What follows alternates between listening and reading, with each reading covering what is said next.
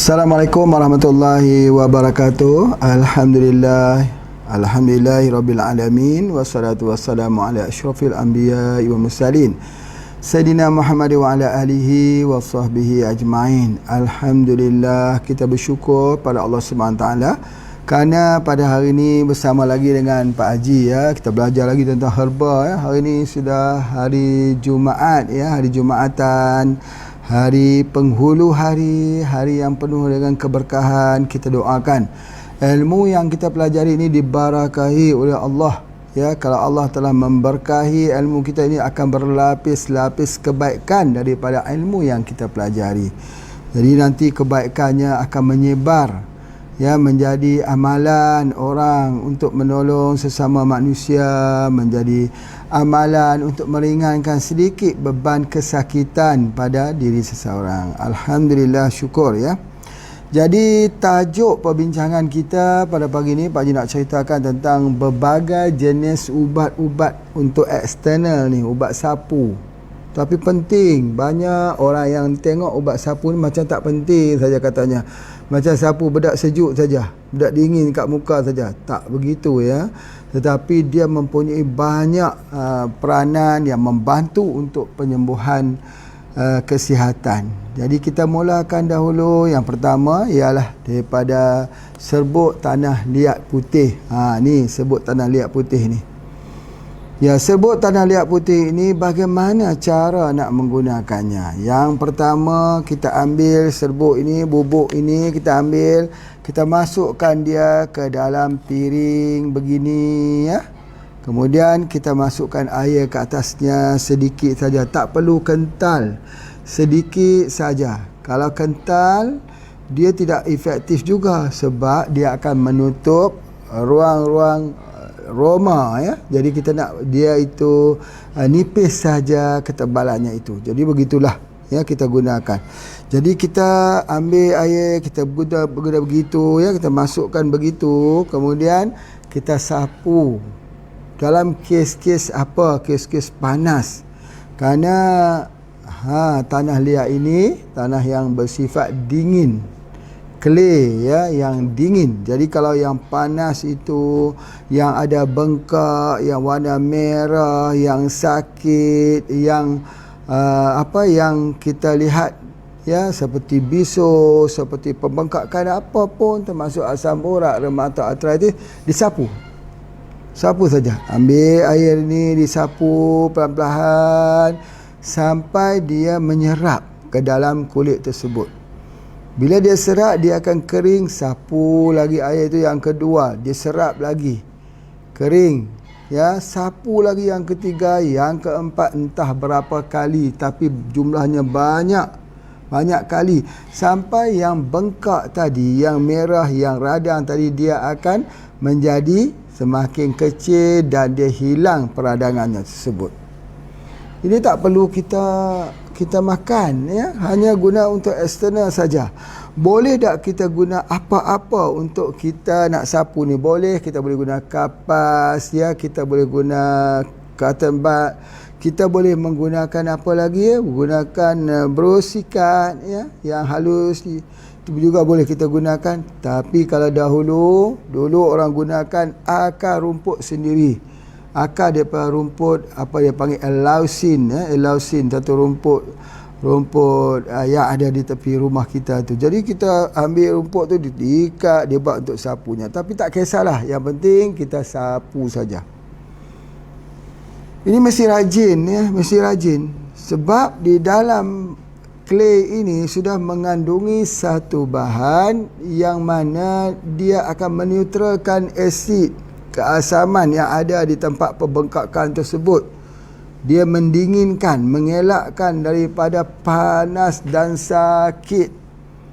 Itulah dia peran yang dijalankan oleh tanah liat putih ini. Jadi oleh sebab itu, maka kita ambil tanah liat putih ini, maka kita gunakan ya, kita gunakan. Adapun kalau orang tu sakit di bahagian dada, rasa ketat dada, rasa dada itu seperti ditekan, maka dia juga digunakan. Itu diambil airnya itu disapu di bahagian dada ni. Cara menyapunya itu dengan kita menepuk perlahan-lahan. Tepuk perlahan begitu.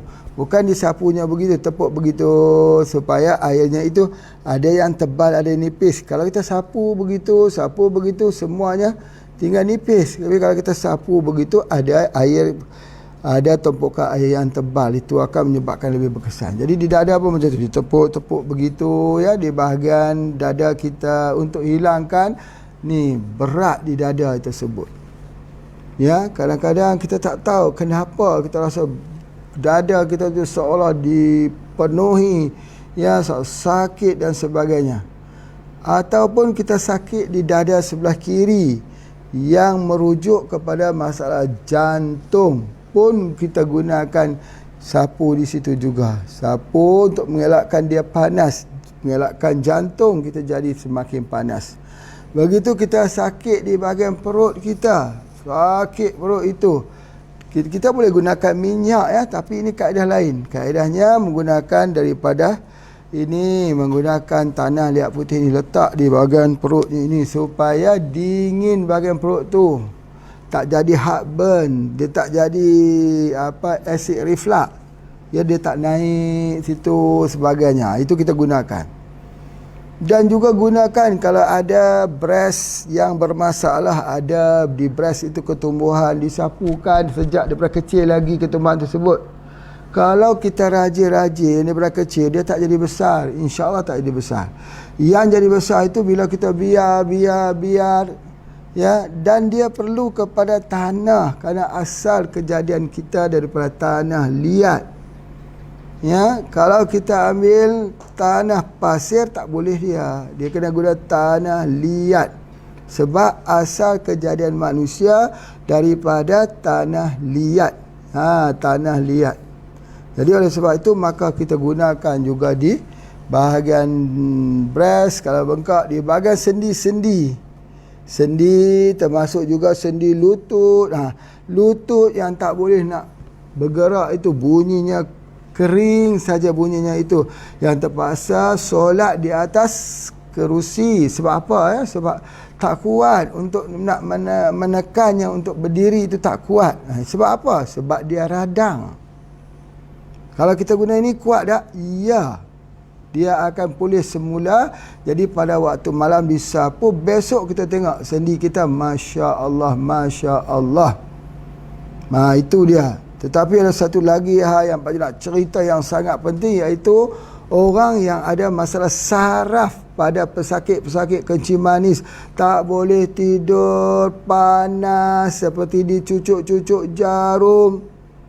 Ada setengah pula orang percaya itu cucuk-cucuk jarum itu mainan orang, sihir orang, orang hantar, terlangkah barang, terlangkah benda keras sebagainya. Macam-macam istilah. Jangan fikir yang itu. Sapukan saja dengan tanah liat putih ni, insya-Allah semuanya itu biiznillah sembuh.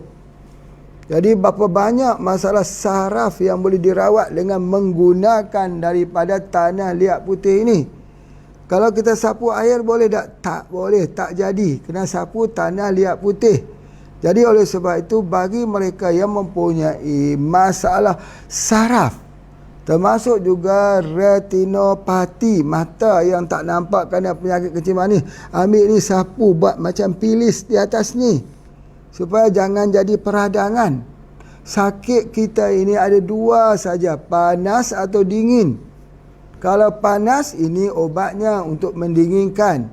Kalau dingin, madu obatnya untuk memanaskan. Jadi oleh sebab itu, maka di antara penyakit itu, nama-nama penyakit itu tidak penting. Yang penting unsur penyakit tersebut.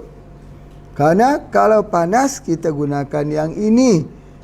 Kalau sejuk, kita gunakan madu. Kita gunakan bayi madu ni. Jadi oleh sebab itu, maka yang penting kepada kita harus tahu unsurnya apa. Cara nak tengok unsur ni mudah saja. Tengok atas lidah. Kalau lidah itu berkilat, bersih, licin dan bulat saja, dia tidak mengembang, ya, dia tak jadi menipis, dia tak jadi ada selaput putih. Kalau nampak licin begitu, berkilat begitu, mengilap begitu, itu tandanya dingin. Kalau nampak di atasnya warna merah, warna hitam, di atasnya ada selaput putih, di atasnya itu ada warna selaput-selaput yang lain, itu tandanya panas.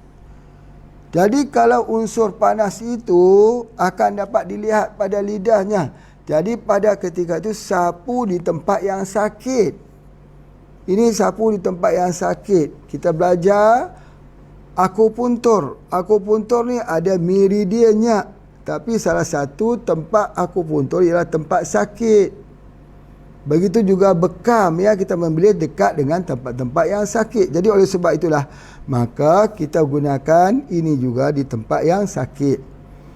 Ya, jadi kalau begitu, berapa banyak orang yang kena penyakit DM yang mempunyai masalah tak boleh tidur pada waktu malam, sakit kakinya itu seperti dia layar, seperti berjalan di atas duri atau paku, dan pada malam-malam sukar untuk tidur, maka obatnya apa? Obatnya menggunakan daripada tanah liat putih. Kembali semula kita ke asal kejadian manusia daripada tanah. Jadi oleh sebab itu maka begitu juga sakit. Sakit itu ialah tanda daripada panas. Sakit kepala, panas di kepala. Sakit sendi, panas di sendi. Sakit di tulang belakang, panas di tulang belakang. Jadi tempat-tempat tersebut harus disapu dengan tanah liat putih. Kita guna untuk eksternal itu di antaranya. Kemudian begitu juga kalau anak-anak demam. Anak-anak demam panas, ambil airnya ini disapu di tulang belakang. Tak perlu makan, tak perlu minum, sapu di tulang belakang saja, nanti kepanasan itu akan keluar. Keluar kepanasan tersebut, anak-anak step. Sapu juga di tulang belakang. Kalau nak sapu satu lagi, sapu di bahagian ini, pintu di depan ini, disapu-sapu begitu. Tetapi jangan sapu sekali. Sapu itu mestilah berkali-kali. Sebab kesejukan itu, dia akan menarik kepanasan itu keluar, memancing kepanasan itu keluar. Tapi kalau sudah jadi kering, dia juga sama panas. Jadi oleh sebab itu, kena diberikan dengan yang basah lagi. Jadi ulang sampailah kesemuanya back to normal. Itu di antaranya. Apa lagi yang boleh kita gunakan? Banyak kegunaannya. Kalau yang nama penyakit semua boleh guna. Ya. Untuk tujuan apa? Untuk tujuan yang pertamanya ialah supaya mudah tidur pada waktu malam. Itu kan terapi. Jadi bagaimana caranya? Caranya dengan menyapu di atas sini. Sapu di bahagian kepala ni, sapu basah. Tak sampai 2-3 kali sudah pun tertidur. Sebab apa? Sebab bahagian kepala itu didinginkan. Begitu juga kalau kita sakit di jari-jari kita kaku, sapu juga di situ. Ya, di situ. Sakit di pinggang, ya kaku, sapu di pinggang. Kalau sakit di mana pun, di paha, sakit di paha sampai di hujung tumit, maka kita sapu semua di sekitar tersebut. InsyaAllah dia akan memberi kesembuhan. Itu salah satu daripada obat. Kalau yang betis itu besar, edema, tak mau keluar air, sapu di situ. Ya. Kalau kita kata yang boleh untuk menghilangkan betis yang itu, kita kata hanya albumin saja yang boleh. Tidak, bukan albumin saja. Ni tanah liat putih pun boleh menghilangkan edema. Boleh membuatkan seorang itu pergi kencing, buang air itu keluar. Boleh. Tetapi kalaulah kita katakan albumin perlu dimakan daripada sumber ikan, tapi ini tak perlu dimakan, tetapi menggunakan mineral. Mineral ini ada berbagai jenis mineral. Bila kita sapu saja di atas kulit kita ini, ada mineral yang halus sekali. Dia akan masuk. Yang tak boleh masuk di atas kita ini, kalau kita sapu dia dengan minyak. Minyak tu boleh juga masuk tapi lambat. Ya, Tetapi kalau kita gunakan mineral, menggunakan daripada tanah liat, dia cepat. Dia cepat. Jadi oleh sebab itu maka elok kita gunakan tanah liat ini ada di rumah kita. Anak-anak demam, orang yang step, orang yang susah tidur malam, pembengkakan, peradangan, orang yang ada sis, disapu di bahagian rahim tersebut, selalu sapu pada waktu malam. InsyaAllah sis akan jadi makin kecil, makin kecil, makin kecil. Kalau ada ketumbuhan di payudara, sapu pada setiap waktu. Setiap waktu. Sampai dia jadi kecil. Jadi subhanallah, panas itu sebenarnya dihilangkan dengan mengambil daripada tanah liat putih saja. Ya, Masya Allah. Bagaimana tanah ini boleh masuk dalam tubuh badan kita? Macam mana? Sebagaimana kita juga masuk dan hancur di dalam tanah. Kalau kita dah mati, apa jadi kat tulang kita? Apa jadi dekat kulit kita? Apa jadi pada darah, mata, telinga, perut kita? Semuanya jadi tanah. Semuanya akan mengalami pereputan dan akhirnya menjadi tanah rata. Begitu juga tanah bila diletakkan di atas bumi. Bumi ni ialah tubuh badan manusia, itu bumi. Alam tubuh itu, alam bumi, bila kita letak, dia akan masuk, menyerap dan akhirnya menghilangkan pelbagai penyakit, insya-Allah. Yang tu yang Pak Haji nak sampaikan supaya kita faham tentang ini adalah produk eksternal yang sangat-sangat penting. Selain daripada itu, apa yang boleh kita lakukan? Boleh jadi masker. Letak kat masker sini. Boleh dicampur lagi dengan yang lain. Tapi kalau kita letak kat sini maskernya, kita biar dia kering, kemudian baru kita basuhnya. Nanti keluar habis ni lapisan sel-sel mati muka kita, nampak putih saja, sama seperti putihnya tanah liat. Tapi taklah putih macam hantu putih tu, bukan. Taklah sampai macam tu. Tapi putih cerah. Orang kata cerah muka tu, kenapa cerah tak muka tu? Guna apa? Guna kosmetik apa? Tak guna kosmetik, guna tanah. Guna tanah liat. Tetapi bila kita guna tanah liat, nanti dia kering.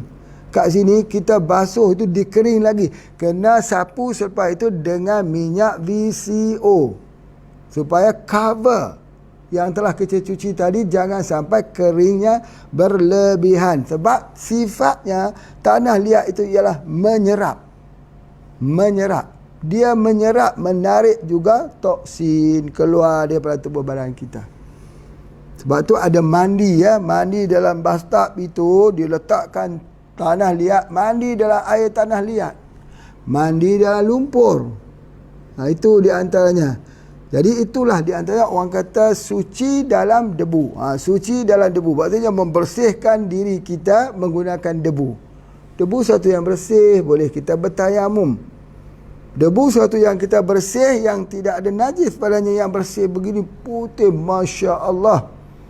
Dia bagaikan mutiara. Dia adalah bagaikan mutiara. Dan ini boleh digunakan selama bertahun-tahun. Di antaranya. Jadi oleh sebab itu maka kalau kita gunakan tanah liat putih ini, dia salah satu herba ajaib yang digunakan walaupun kita tak guna dengan cara minumnya.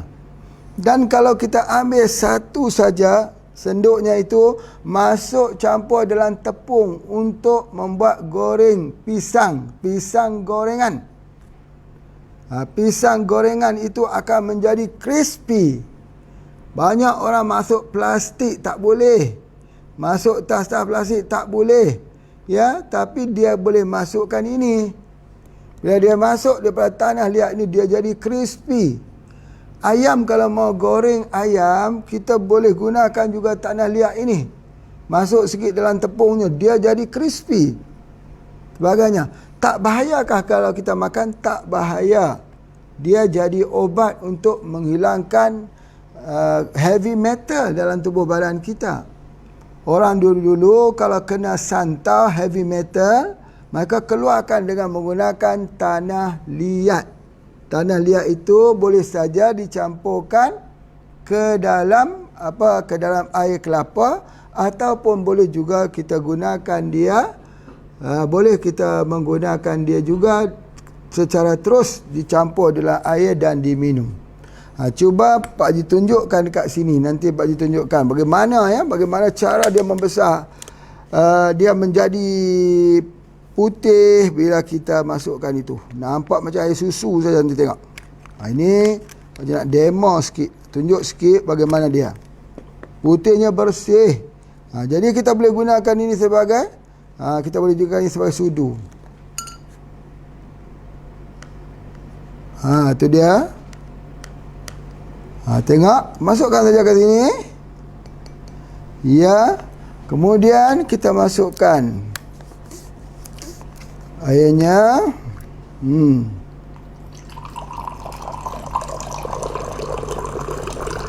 Yang ni macam tertarik lah pula.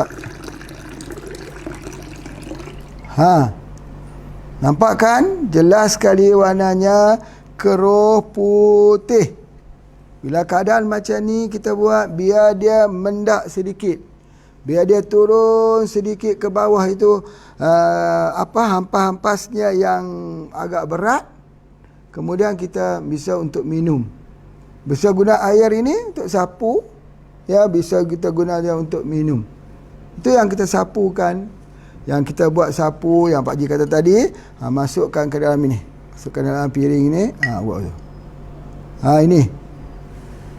Di mana piring ini, air ini lah kita buat sapu. Begitu, tepuk-tepuk gitu.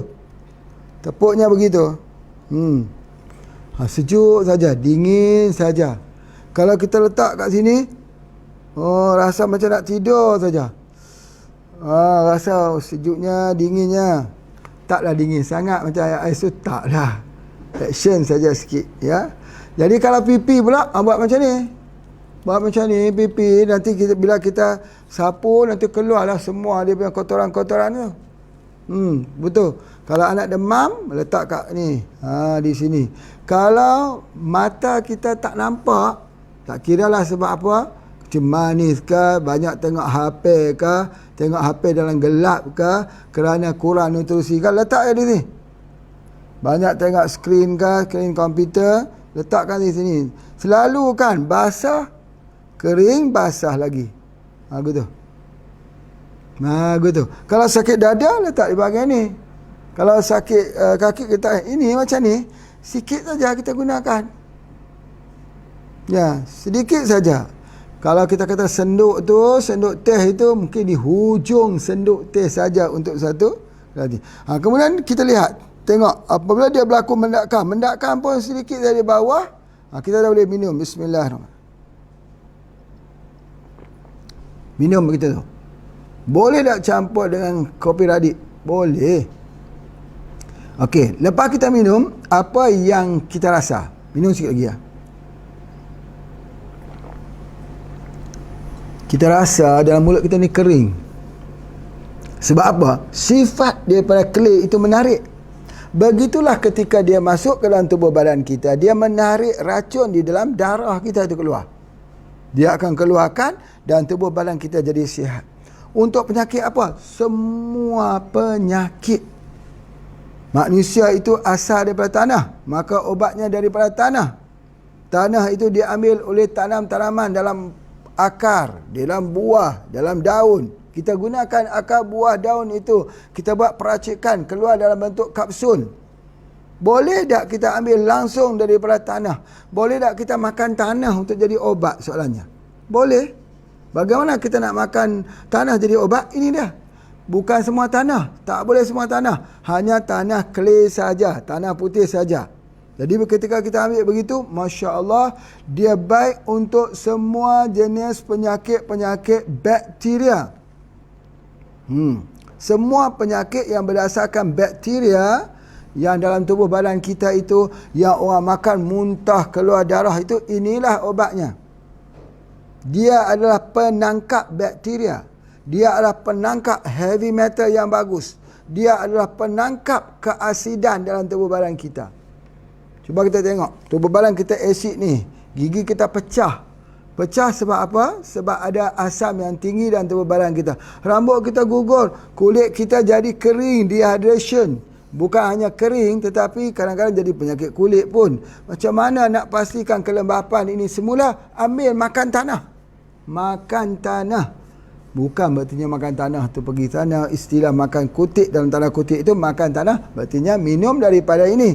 Boleh minum setiap hari ke Pak Haji? Buat sebagai minuman sarapan pagi? Boleh campur dengan kopi. Campur dengan kopi radik. Masukkan di situ. Masya Allah. Campur dalam tepung untuk menggoreng pisang. Campur di dalam tepung untuk menggoreng ayam. Campur dalam makanan apa-apa, dia jadi meneutralkan asid dalam tubuh badan kita. Subhanallah, Masya Allah. Begitulah Allah menciptakan. Pada tanah liat itu ada pengobatan yang besar. Sebab itu kalau orang sakit lama tak sembuh-sembuh, datang ketemu dengan Pak Haji. Pak Haji bagi dekat dia minum air tanah liat. Ampu air tanah liat. Cuma ampu tu hitam. Di Jogja ampu, tapi ini putih kerana menggunakan tanah liat putih. Tapi sama saja konsepnya, iaitu menangkap semua jenis ion-ion yang menyebabkan tubuh itu menjadi lemah. Itu di antaranya. Kita kena ambil apa? Ambil sebulan sekali saja. Tak perlu ambil banyak. Sebulan sekali saja kita ambil untuk proses cleansing racun yang ada dalam tubuh badan kita. Kalau tidak, organ kita lemah. Kalau tidak, racun masuk dalam tubuh badan kita tak boleh disingkirkan. Itulah yang kita gunakan. Air ni, cuba tengok kering lagi. Kering lagi, sapu lagi. Sapu lagi. Begitu. Kalau kita tak nampak, kita sapu lagi. Sapu lagi. Ya. Itu. Kalau ada jerawat, sapu. Jerawat.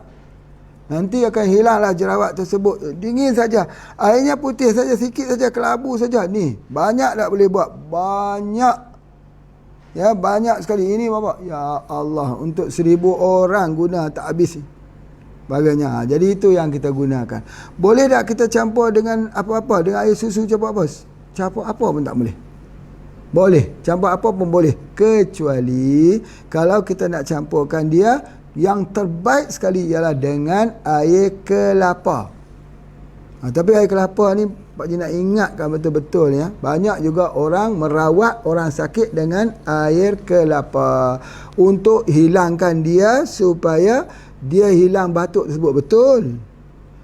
Pak Haji setuju. Batuk tu boleh dihilangkan dengan air kelapa. Tetapi harus ingat, kalau terlalu banyak minum air kelapa itu, dia akan menarik saraf kita di bahagian perut ini dan tertarik tulang belakang kita ini. Efeknya, orang itu boleh jadi lumpuh. Orang itu boleh jadi stroke. Ya, tetapi oleh sebab itulah maka tak boleh ambil terlalu banyak air kelapa pun. Dia jadi diuretik. Kekeringan air dalam tubuh badan kita. Jadi itu harus diingati betul-betul. InsyaAllah ya, terapi herba ni sangat menarik. Yang kedua, air kelapa, kalau kita nak bagi kepada seseorang itu, lihat ya, lihat kalau dia ada penyakit sekunder, penyakit kedua, bukan penyakit yang pertama. Jadi oleh sebab itu maka kena lihat betul-betul. Kalau nak guna boleh. Itu di antaranya. Baik. Jadi insya-Allah Pak Haji rasa itu saja untuk peringkat awal-awal ini. Nanti insya-Allah Pak Haji sambung sebentar lagi. Silakan.